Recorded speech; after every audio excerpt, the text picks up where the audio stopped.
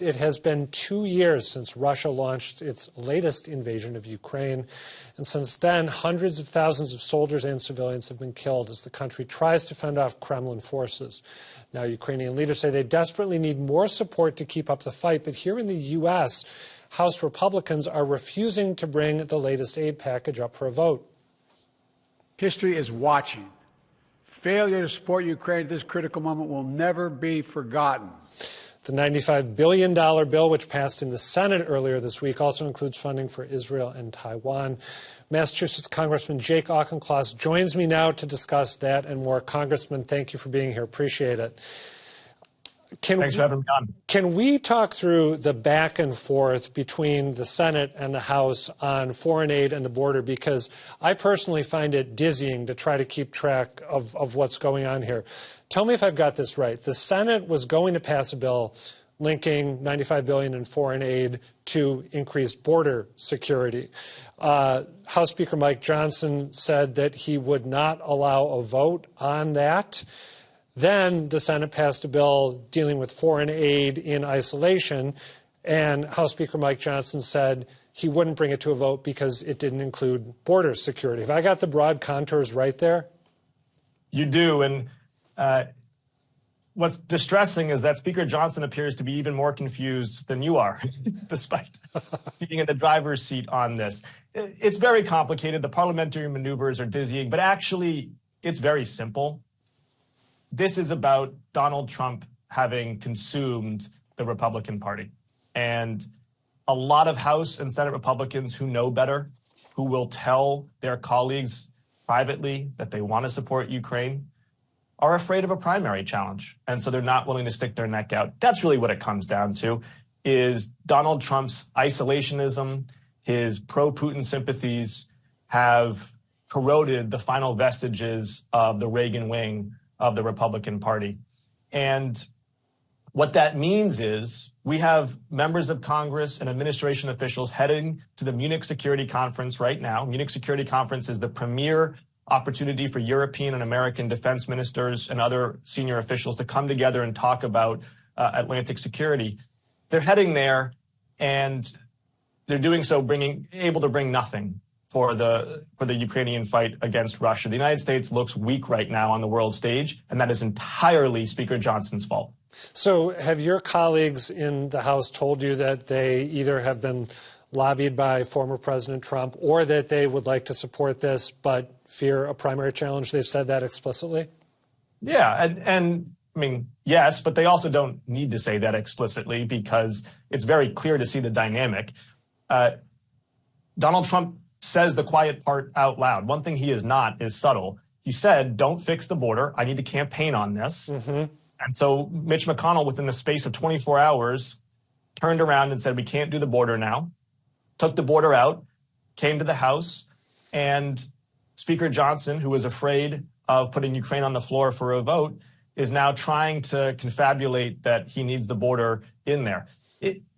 All of the kind of manipulations and confabulations are frankly not the point. The point is Donald Trump dominates this party. Donald Trump is against Ukraine. Donald Trump wants to campaign on the border, not govern on the border, and they're all following suit. When I was driving in today before you and I had this conversation, I heard on NPR a report that Mike Johnson has now indicated to the Biden administration that he may, in fact, put this bill up for a vote. Is that something that you're hearing as well, that he may be tacking yet again back in a different direction? Mike Johnson is playing chess against himself, and he's losing. I've worked in business, I've worked in local government, I've worked in Congress, I've worked in nonprofit, I've worked in the military. I have never seen leadership that is less decisive than what Mike Johnson brings to the House floor. Being Speaker of the House means counting to 218. It means calling a play and then executing that play. And Mike Johnson, whether it's FISA reauthorization for national security intelligence, whether it is Ukraine, whether it is border, whether it is funding the government, has consistently said one thing, said the other thing, and done nothing. And it's becoming a national security threat. What are the implications going to be for Ukraine if this about, I believe, $60 billion in aid that this legislation would provide is not forthcoming? They could lose this year. And I want to be very clear about where this war stands right now. Ukraine has the willpower to win, but it needs the firepower to win. And the United States is the only country in the world that can provide that firepower. European nations have stepped up. They have provided, in monetary terms, even more than the United States has to Ukraine, but they don't have the same military-industrial complex that we have here in the United States. We are the only country capable of sending the material that Ukraine needs to win. And that material that we are sending is a boost for our own industry here at home. Massachusetts, for example, has gotten more than $1 billion in investment that is creating jobs and is strengthening our industrial base in order to ship those supplies to Ukraine. So this is actually an investment here at home that is also aiding the fight for freedom overseas. I want to ask you about some other legislation that's working its way or possibly working its way through Congress right now. The tax relief bill that was passed by the House that would do a whole bunch of things. I can't summarize them all here, but I believe, tell me if I'm wrong, would expand the child tax credit, expand the low-income tax credit, provide some corporate tax breaks. My understanding is that in this case, the House is on board with that legislation. It's been passed, but now Senate Republicans are pumping the brakes on it. Is that correct? Yes, and if I could, let's just dig in a little bit more into the policy, because I think it's particularly important for Massachusetts. This bill does 4 things broadly. One is it fixes a taxation issue with Taiwan and Taiwan's investment in the United States. And that is important because we want Taiwan investing particularly in semiconductor manufacturing and R&D here at home. The other 3 things it does is housing, R&D, and the child tax credit. It expands a very successful bipartisan program to produce more affordable housing. Massachusetts' #1 challenge right now is lack of affordable housing. This program directly hits on the supply side for more affordable housing. Number 2, it expands the child tax credit. That puts money in the pockets of working families. Something on the order of 150,000 families in Massachusetts would benefit from that directly. And then number 3 is it fixes a mistake made under the Trump tax cuts of 2017 that made it less attractive for companies, particularly biotech companies, to do research and development. Well, biotech R&D is obviously a mainstay for the Massachusetts economy. So this bill is a huge win for the Bay State. I was a big advocate for it. And you're right that Senate Republicans are pumping the brakes. Some of that is, the healthy dynamic between 2 chambers. Both chambers want to have a say in it. And so I'm not distressed about the ability for this thing to pass. And frankly, these days, the House is the bigger hurdle than the Senate because of the speakership. That's why I was surprised that there might be some resistance in the Senate, because I think of the Senate as more inclined to collaborate in a bipartisan way. And this, we should note, passed the House by an incredibly wide bipartisan margin. You mentioned biotech a couple times in your comments so far.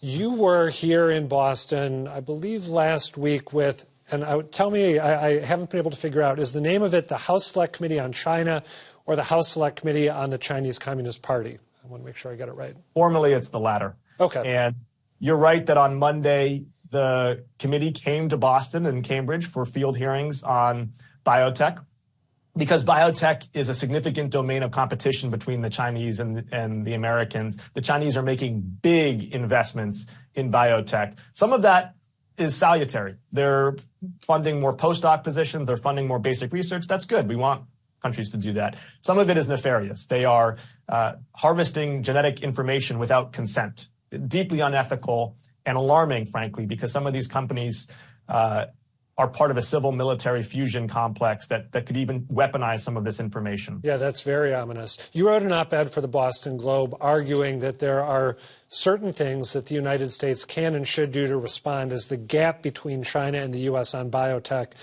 gets closer. You described the U.S. as still being in the lead in that sector, but you say the gap is narrowing. What are the things that you'd like to see the U.S. do in response, starting with immigration policy? Yeah, 3 big things. So first of all, talent. The physician scientist, the biomedical entrepreneur is really the maven of innovation in the biotech ecosystem. And we need to be, one, of course, educating those people here in the Bay State and the United States more broadly, but we also have to be attracting them. And right now we've got this conundrum where people are coming to the United States to get their PhD, they're coming here to do postdoc research, and then they're leaving. And they're leaving because our visa system is so entangled. There are reforms that can happen through the administration and without Congress through what's called Schedule A Group 1, that basically expedites visas for very narrow specialties that are highly in demand. And I think we need to add a number of slots from the biomedical community to that list, in addition to doing comprehensive immigration reform, as Democrats have repeatedly tried to do, as I've been trying to do through the Dignity Act and other legislation. Number 1A under attracting high-skilled immigration talent is also just better funding that talent when they're here. Unfortunately, scientists are waiting until their early 40s to get NIH grants. And that can be very dispiriting for young scientists. We need to do a better job, both through the NIH and through nonprofit funders, of helping young scientists get that first grant, get their first lab set up, helping mid-career pivoters who have high-risk contrarian ideas. They're really the seeds of breakthroughs. We got to do a better job of helping to fund those talented, high-risk ideas. Go ahead, please. Yeah, just to round it out. Number 2, our federal policy needs to reward makers, not takers. People who build new things, whether it's medical devices or drugs or new services, they should be rewarded. We want those people building those things that improve health spans and help with caregiving and give people hope after a dread diagnosis. But then there are also takers. There are agents in the healthcare system in the United States who are abusing regulation or their market position to just take. One example are these pharmacy benefit managers, the middlemen of drug pricing owned by health insurance companies, who take $250 billion out of our healthcare system every year and add precious little back. And I've got legislation to really crack down on that kind of taking. Third thing, very briefly, just infrastructure for the biotech community. How do we make clinical trials faster and more diverse? How do we provide standardization of terminology and weights and measures? Boring stuff, not necessarily glamorous or eye-catching, but the kind of things that propel the United States forward in this global industry. I want to ask you, before we wrap up, briefly about Israel's war with Hamas. But before I do that, I want to flash back to Russia for a moment. It has been reported that the White House sees a troubling new anti-satellite weapon being developed by Russia. We also happen to be talking on a day when it's been reported that the former opposition leader, Alexei Navalny, has died in prison in Russia. Do you have any thoughts on either of those two developments and what they portend for the future of U.S.-Russia relations? Both are grisly examples of Russia's continued regression from international norms and conventions. They are seeking to disrupt and upend the rules-based international order that the United States helped architect after World War II. And unfortunately, there is a vocal, muscular, but minority position within the United States Congress that wants to appease Vladimir Putin. Appeasement does not work. The funds that the United States has given to Ukraine, it's less than 10% of our federal defense spending, has been the highest return on investment in national security dollars in my entire lifetime. We have cratered more than half of Russia's military capacity. We have doubled its border with NATO. We have sent a strong message of unity and strength from NATO to the rest of the world, including Beijing and Tehran. This has been a successful 2 years of support for a close ally. But to cut and run now would be to negate those efforts, and it would be to invite a larger conflict within the very heart of Europe. We must stand strong against Vladimir Putin. Finally, today, I wanted to ask you about a shift in your delegation by one of your colleagues when it comes to the question of whether a ceasefire might be appropriate in the war between Israel and Hamas, I did a roundup of where various members of the delegation currently stand on that question, and most people seem to be in the place that they had been a couple months back, whether it was pro or con. But your colleague Steve Lynch, who I thought of at the outset, right after Hamas attacked Israel on October 7th, I thought of him as, along with you, one of the most robust pro-Israel voices. He has now come out in support of a ceasefire, and I want to read a little bit of the tweet where he explained his shift in position. He wrote, "While I respect and support the right of Israel to protect its citizens and respond forcefully to the savage attacks of this past October 7th, the military operation against Hamas in Gaza has now reached a stage whose primary object appears to be wreaking vengeance against innocent Palestinian civilians, mostly children." I'm wondering if you, as this war continues, have any concerns about Israel's current military approach, and if you think that Israel's military approach, as it stands right now, might make a two-state solution, which I know you support, more difficult to attain down the road. War is a nightmare. I've seen it firsthand, and this is a nightmare scenario. It was in a scenario that was brought upon this region by Hamas and its barbaric attacks of October 7th against Israel.